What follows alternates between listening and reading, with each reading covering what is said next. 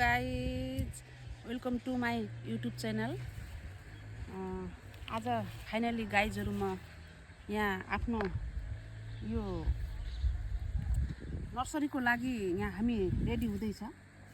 यो नर्सरीको लागि यो ब्रस कटर लिएर सरसफाइ भइसकेको छ। अहिले भर्खरै सफा गरेको ब्रस कटरमा। अनि यो नर्सरीको लागि अब यो माघ सकिन लागेको छ। यो माघ सकेपछि फागुनमा यहाँ नर्सरीको सानो भुरा हाल्नुपर्छ। त्यो भुराको लागि हामी यहाँ पोखरी सुकाएको छौँ। यो पोखरी सुकाएपछि यसलाई चुना हाल्नुपर्छ। त्यसपछि यो पुरै सरसफाइ त भइसकेको छ। अब त्यसलाई फेरि सानो भुरालाई चाहिँ संरक्षण गर्नलाई यसको माथि फेरि नेट पनि हाल्नुपर्छ। त्यही भएर अहिले हामी माघमै पोखरी सुकाउन गएका छौँ। पोखरी पनि सुकाउन आँटेको। अब यो चुना हाल्नुपर्छ। त्यही भएर यो पोखरीलाई चाहिँ मैले देखाउन खोजेको हाम्रो माछा पालन छलिन्द्र टुरिज्मलाई मैले देखाउन खोजिरहेको छु। हामी कसरी नर्सरीमा कुन तरिकाले कुन माछाको हामी प्रत्येक जातजातको माछा नर्सरीमा राख्छौँ। त्यसपछि हाम्रो फेरि माछाको यहाँ दाना पनि छ। माछाको दाना र यहाँ खुवाउनलाई ल्याएको छु। दाना पनि छ। यहाँ घरको वेस्टेज जति पनि छ हाम्रो यो बेलुकाको खाना भयो, यो बैगुन भयो, डल्ले बैगुन, यहाँ दानाहरू छन्। यो जाडोमा पनि फेरि अलिअलि मात्रै दाना खुवाउन गएका छौँ। दाना एकदम धेरै वेस्टेज जाँदैछ। यो जाडोमा माछाले यो दाना खाँदैन, गर्मीमा मात्रै माछा खान्छ। दोस्रो पोखरी रहेछ। यो दोस्रो पोखरीमा हाम्रो पङ्गास पाल्ने गरेका छौँ। अलिअलि कार्प पनि छ। पङ्गासमा चाहिँ यो जाडोको सिजनमा माछा अलिक दाना कम्ती नै खान्छ। एकदम यो घाम लागेपछि मात्रै एक दिन पछाडि हामी दाना हाल्न गएका छौँ।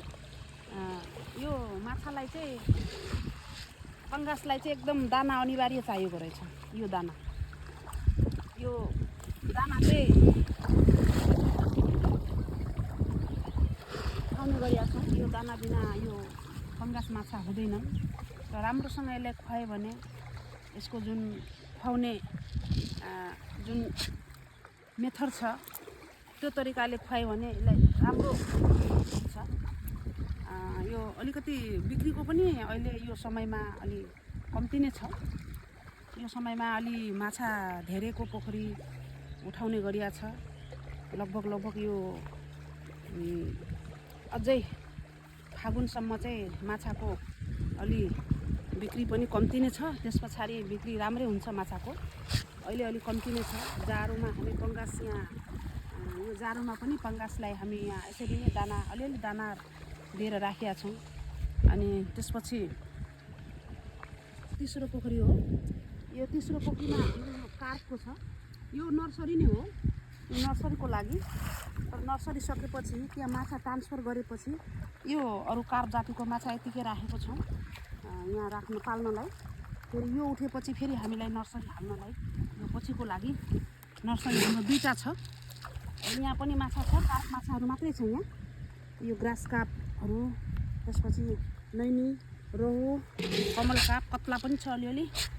यहाँ बिगेट पनि छ। यहाँ थोरै माछा अहिले जाडोमा माछा अलि चहलपहल कम्ती नै छ। खानेकुराहरू पनि कम्ती नै खान्छ यो जाडोमा। त्यही भएर दाना अलिक कम्ती हाल्नुपर्छ। पुसमा त दाना दिने नै होइन माछालाई। एकदम पुसमा खाँदैन माछा, भित्र हुन्छ सबै।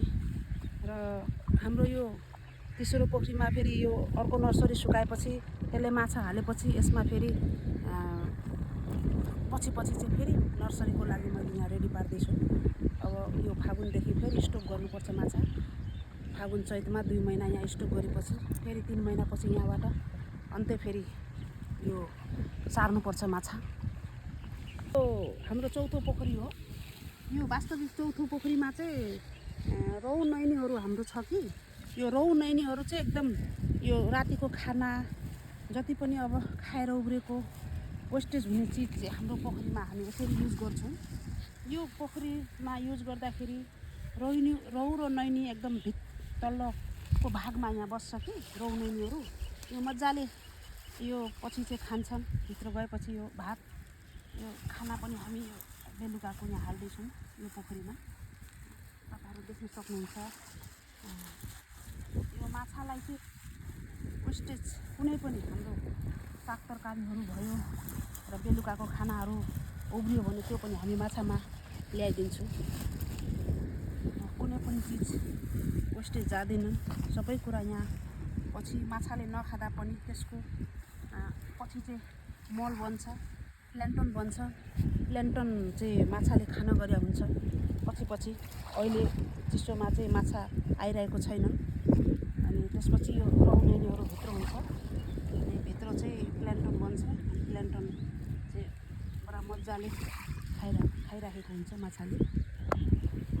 पाँचौँ पोखरी हो यो। पाँचौँ पोखरीमा हाम्रो ग्रास बढी नै पाल्ने गरिया छौँ। ग्रास कापहरू छन् यहाँ। ग्रास कापहरू हामी यो अब किरा लागेको बैगुन भयो, यस्तो चराले खाएको बैगुन भयो, यस्तो हामी काटेर यहाँ ग्रास कापले मजाले खान्छन्।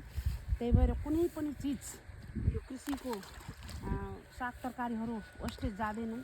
सबै यहाँ खाइराखेको हुन्छ ग्रास कापले।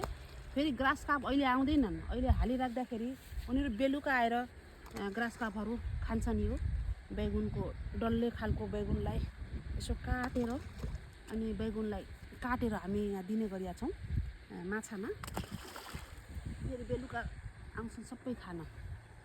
अनि यो ग्रासले फेरि जाडोमा पनि राम्रोसँग खुवायो भने ग्रास कापलाई नेपियर घाँस भयो, यो कोबीको पत्ता भयो, यो डल्ले बैगुन भयो, यस्तोहरू काटेर वेस्टेज चिजहरू घरको वेस्टेज खानाहरू ल्याइदिँदाखेरि यिनीहरू एकदम छिटो बढ्दो रहेछ क्या ग्रास काप। ग्रास कापमा चाहिँ अलि मेहनती छ। घाँस काट्न पनि मेहनत गरेर घाँस काटेर हाल्नुपर्छ ग्रासमा। तर सबभन्दा बढ्ने ग्रास हो कार्प मध्ये। कार्प मछली त्यो माछामा चाहिँ एकदम ग्रास चाहिँ बढी यो बढ्दो रहेछ क्या। जाडोमा पनि खुवाएपछि एकदम बढ्छ माछा। त्यही भएर ग्रासमा चाहिँ हामी यसरी नै हाल्न गरिया छौँ यो बैगुन। अनि यो मेरो हाम्रो चौथो पोखरी हो। पाँचौँ छँदैछ। फाइनली गाइज यो हाम्रो छैटौँ पोखरी हो। यहाँ छैटौँ पोखरीमा हामी दाना हाल्न गइरहेको छौँ। यहाँ हाम्रो चुना पनि हिजो चुना पनि यसरी राखेका छौँ। यो चुनालाई पनि दिनुपर्छ। यो पिएच मेन्टेनको लागि चुना एकदम अति आवश्यक। यो प्रत्येक महिनामा 2 पटक अनि पिएच अनि चेक गरेर अनि मात्रै चुना हाल्छौँ हामी। यो पोखरी माछा पोखरीमा चाहिँ हाम्रो एकदम पिएच मेन्टेन एकदमै गर्नुपर्छ।